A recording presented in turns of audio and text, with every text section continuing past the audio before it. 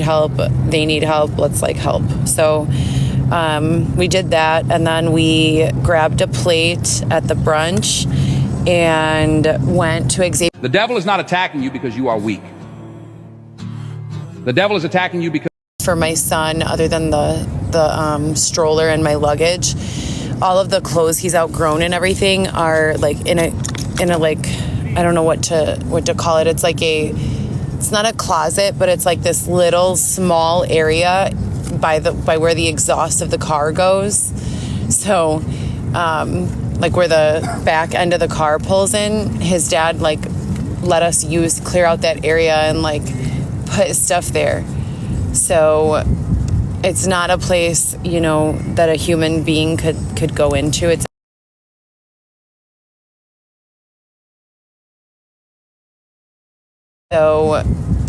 not a place, that a human being could go into. It's a very small space. It's like literally a closet size. And I have everything wrapped up in plastic bags and boxes and garbage bags and like really packed away neatly so that I can sell it, so that I can go and get him his next size clothing. I'm still breastfeeding him on Wednesdays, Thursdays, and Fridays, and I'm really praying that we can come up with some sort of solution so that I can bring him breast milk from Monday and Tuesday. At least, 10 servings would be ideal.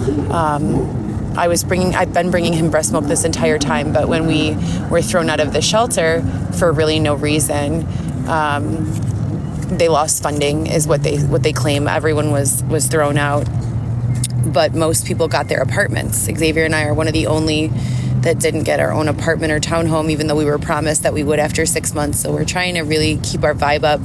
You can imagine being like without a home for going on 5 years, separated from your children who you have custody over. It's mentally the most difficult thing I've ever done in my entire life. I wouldn't wish it on anyone. Kids need their parents, and that's never been more evident than right now. So I don't know, you guys, I'm sad about it, and I just wish that I could be in my own home with my kids right now rather than like out here. But it's a beautiful day, and I'm trying to pick up the vibe and enjoy it. We've been sleeping on the sidewalk since June 9th. In this country, it's not an acceptable reason to break up families. Issues of poverty, and issues of poverty include housing, food, and clothing. Those are all issues that are expected to be resolved in the eyes of the United States Constitution, and not reasons to separate a mom from her baby or her children. So I keep on, holding on to whatever hope is left that my human rights, constitutional rights, and civil rights will be upheld, and that this situation will be corrected. Because what other choice do I have? I can't give up. But it's a really warm day. The sun is really hot. I'm going to do a couple of sand laps, like from volleyball post to volleyball post, and try to just stay as positive as I can. I know I sound kind of like low vibe right now, but I promise you, my vibe is actually a lot lower than it sounds right now. I'm really doing my best to push myself. I just want to cry. Like, I don't want to cry. I just feel like crying. Like, I miss my kids so bad. And everything that they're going through, like, they need me. And I feel so powerless and just, I don't know, it just sucks. But like I said, keeping up some things that I've been doing to keep up my vibe are, number one, keeping up my appearance. As a homeless person or someone who is without a house currently, it is humiliating to have an odor. It is humiliating to not have clean clothing. It is humiliating to look like bogus as a result of the homelessness, not being able to properly care for yourself. Those things are unacceptable in my book. And so I think that every single human being should have regular access to a house, their own home with their own shower and toilet and sleeping space and a place to prepare food. There are some people like the elderly, and people who are disabled who may benefit from hotel boutique style forever housing, and they can live there and have a cafeteria on the first floor and not have to prepare their own food as long as they have a room and a toilet. But I wouldn't qualify as one of those. I have 4 children who I need to cook for and provide a safe home for, and just a big family, so I keep praying that the solutions are going to kind of pop up. I keep on applying for jobs. I've not heard back from anyone.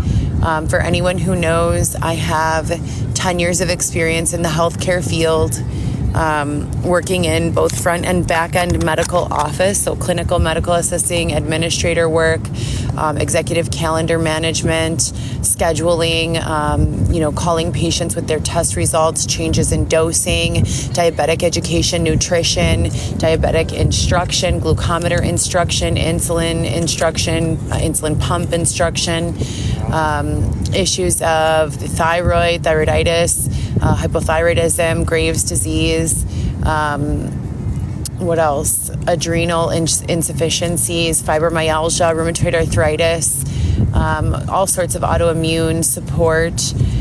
So I've done a lot with regards to healthcare and been a support person for many, a whole lot of people in my years. I've also been administrative support for a cardiology practice, as well as clinical support for sterile procedures, including laser vein ablations, spider veins, varicose veins, which are basically venous insufficiencies that need to be shut down by cauterization. And the way we would go about that was the doctor would scrub into a sterile procedure. We would surround the vein, isolate the vein with saline to prevent burning tissue that is not the insufficient vein. And with ultrasound guidance, we would insert a sheath which had a laser in the center of it, retract the sheath a tiny bit, and then apply heat through the laser. And what happens is all of the blood that's pooled in the insufficient vein, it cauterizes and it begins to come out of the opening, and the vein collapses and the blood flow is rerouted to sufficient veins that are, in working order. So I've pretty much done it all when it comes to healthcare. I've also worked in hospitality, event planning, bartending, serving. I've cleaned businesses, commercial cleaning. I've cleaned boats with a power washer in between parties and, boatings. I have driven DoorDash as the Dasher of the Month. I have worked for bankers. I've worked in law firms. I've run my own businesses. I've worked in sales, renewable energy sales, sunglasses sales, beauty accessory sales, all self-owned direct-to-consumer sales endeavors. And I've been successful in all of those. So when I make these for the records, I really want everyone to know that I am being denied the opportunity to earn income, and I have been for quite some time now. I had a Cash App set up where I was receiving donations and doing fundraising for my situation, and that Cash App was hijacked by I don't know who, people who take pleasure in calling me names, and I don't know why, and so the Cash App was shut down. And that's upsetting to me because that was the way that I was paying my phone bill and buying my hygiene items and things of that nature. So we're just trying to keep the vibe high despite all of those letdowns. I have some other personal things going on despite what I've just described to you. I'm worried about my children. VLAW is an acronym for my kids: Viviana, Lewis, Alexis, Weston. Viviana is 17, Lewis is 16, Alexis is 10, and Weston is 5 months old. He'll be 6 months old in 2 weeks. I'm concerned about them. I'm concerned about myself. As you know, I'm sleeping on a sidewalk, and I'm being denied shelter, which is my human right. I've gone to 311. I went to 311 the duration of my pregnancy. I'm being denied, the most basic of human necessities by being forced to live outside on a sidewalk. I have to wake up in the morning and look for a restroom. I have to throw away my breast milk so that I can sustain my supply. Otherwise, I won't be able to feed my son and I want him to be breastfed full time. You know, I'm hoping and praying that if there's any sort of justice left in this country, my son will be returned to me, you know, urgently, and I'll be able to exclusively breastfeed him in the next month or two. With that being said, I have to continue pumping even when he's not with me so that I can sustain my milk supply. So I have to, you know, I wake up in the morning, I pump, I go looking for a restroom to brush my teeth, wash my pump, dump the milk, fix my hair, and, you know, go potty. And it's just inhumane. I don't know what's going to happen, you know, when I get my period in a few weeks. It's just going to make everything a lot more difficult.